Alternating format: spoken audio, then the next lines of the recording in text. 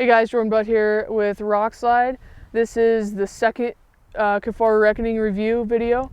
The first one I had it loaded up just like this and just went through kind of the compression strap layout, a little bit of the lid system, the accessories that I have attached on it and such. So I'm just gonna kind of unload things. I've just got the black diamond trekking poles on the back. These are the carbon fiber with flick lock. One thing I will say, these flick locks come undone super easy and it drives me nuts, but these hold up the mega tarp and they double as obviously trekking poles.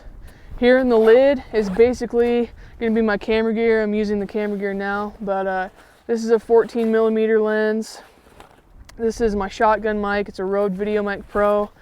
I've also got mapping here, and then my little GPS, which I forgot to bring, has a compass on it as well.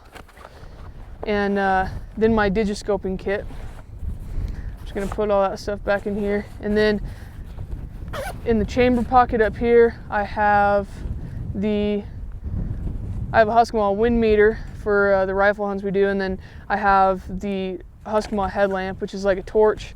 The other headlamp I use is a Black Diamond Storm, and I just usually keep that in my pants pocket. So just flip that out of the way. We'll just go around on this side. This would be the right side, I guess, the passenger side. Just unhook the compression straps. I have a Thermarest ZC. This is a glassing pad. This is money, especially when you're in rocks and something, and you're sitting for a long time where it's cold. That's money. I get made fun of for it, but it's perfect. And then tripod is a Slick 634 with an Outdoorsman's pan head on it. I did a review with this Outdoorsman's pan head and it's pretty unreal. I'm really getting along with it. The legs are the Slick 634 legs. I really like them. Its little brother is the 624. Honestly, I really like those two.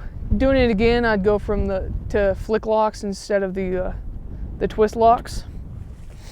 But I get along really well with that system. On the other side, I have the Swarovski ATS 20-60 by 80 spotting scope. And with the spotting scope in there, there's room for a bunch of other stuff. I usually put my rain jacket in there, so it's a little bit easier to get out. A puffy jacket would be something good to stick in there. But there's quite a bit of extra room even with that in there. The 95mm spotting scope also fits in here really nice. So let's go. This medium belt pocket down here, I have a Schmag. We're getting ready to go to Mexico, and Schmag is awesome for keeping the sun off your neck and off your, you can put it over your head like Aunt Jemima, and just keep you cool, keep the sun off your face because it kills you down there. This is the Beanie. It's just a merino beanie. This is the it's like a little First Light headband, or you can put it around your neck too. These gloves are kind of like the mechanic type gloves, especially in Mexico. Everything wants to stick you, and there's a lot of rocks. So having those on when you're hiking and feeling around is a nice thing to have. And then these are just lightweight gloves. Keep that stuff out. On the other side, this is where I usually keep extra food for the day. I don't really have anything in there now. I just have a Quest bar and a Lara bar. And then I have my Sterapin. Pretty much just been running the Sterapin last year and this year. I used to use a pump, but kind of got away from it just because this is so much smaller and lighter, and it's pretty fast, and it works well with a Nalgene bottle. And then going to unload the bag, it's got this center zip. You can go from the top down or you can go from the bottom up. The next video will be putting this thing in day mode, and that's where, for me, the center zip really comes in. But I'm just gonna unzip it so you can kind of see how I've got this packed in here. I've got rain pants. These are just really lightweight Cabela's rain pants. This is a dry sack with basically an extra shirt, extra pair of socks, extra underwear, a little thing of Mountain Ops Enduro, and my like toiletry stuff, toothbrush, toothpaste, stuff like that. And this is my Possibles pouch. When it's loaded up like this, I put it at the top just so it's easy to get out. A lot of people like to stick theirs on the side. I just put mine on the top, and I can get to it fast enough. But that's just got a little bit of first aid, some patch kit stuff, and survival stuff. So basically fire starter, a little bit of first aid, and then patch kit, pretty much tenacious tape. And then, oh no, this is kill kit. You can get these off the Rokslide website. Well, basically it's going to be tag bags and a knife, some gloves, stuff like that. This is a drum light, 6 liter. This is basically camp water bag. I just keep it rolled up at the top, so if I'm getting to a spot where I'm going to lose water and going up to camp, I can just fill up real quick, plop it on the top. We're usually not going too far. And then this is Tyvek ground sheet. This is the ground sheet that I use underneath of my sleeping pad in the mega tarp. And then stuffed around here in the back, you can kind of see how I've got this. So my food here is going to be right up against my back. This is my cook kit. It's going to be also, it's like a medium thing, so it's going to be around the outside, also right up against my back. And then this side is the sleeping pad. But that's kind of keeping the food right in close to my back. And then I stuffed my puffy jacket and another layer back down in here behind the food, so it keeps it up against my back instead of trying to fall back. Just keeps everything tight.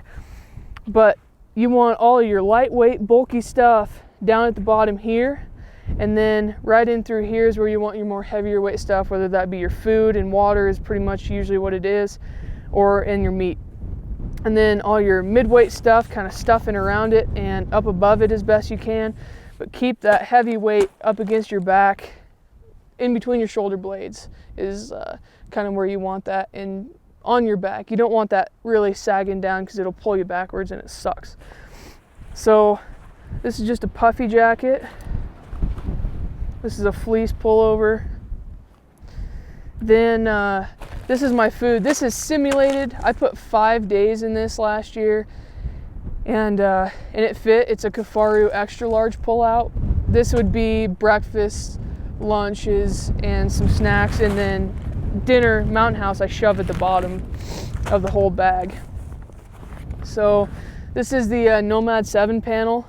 I also have 2 dark energy Poseidon chargers I usually bring with me because I'm usually filming and I need to keep everything charged.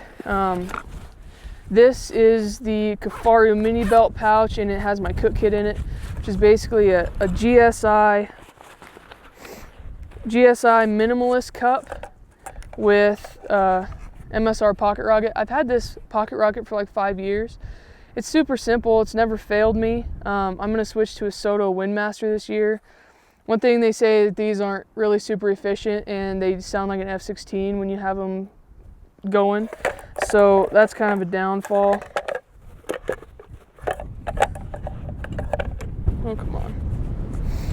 And then for a spork, the Sea to Summit long spoon or spork, good for getting in the bottom of your Mountain House, so you don't have a super small spork to try to do that with. Then I have the big Agnes Q Core. This is just the regular length, regular width. I've had this for quite a while. I really like it. I had one that it started leaking after like the 3rd year on the valve. I couldn't figure out where it was going, but I sent it back to them, and in 3 days they had this one to me. And I lost the carry case that it comes in, so I've just been rolling it up like that. And this is the Kifaru Mega Tarp. I'm going to be trying this bad boy out this year. It's going to be a really cool lightweight option. I'm also going to be doing a review on this, more so towards switching to a floorless versus the actual Mega Tarp, because I think they're going to discontinue them. And then I've got Mountain House and a couple Heather's Choice at the bottom. When I say 5 days, I'm thinking like 4 nights, 5 days. And then here at the bottom, I've got my bag. This is a Big Agnes Lost Ranger. It's a 15-degree down bag. This bag was meant to be paired with their pad for insulation on the bottom. There's no insulation on the bottom of the bag, but it's a 15-degree bag. I think even when it had all the stuffing in it, it was more like a 30-degree bag for me. And I tried to rip out of it like the Hulk one night and ripped it, and it looked like I killed some chickens in my tent. So it's definitely not the rating that it used to be, but it's a good summertime bag. It's going to be a good bag for Mexico when we go.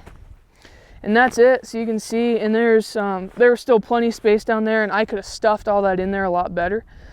But you got your chamber pocket here at the top that I didn't even put anything in. But that pretty much solves it. The next video I'll do, I'm going to take this empty bag and put it full of the stuff that I would use for day hunting and show you how I run it that way.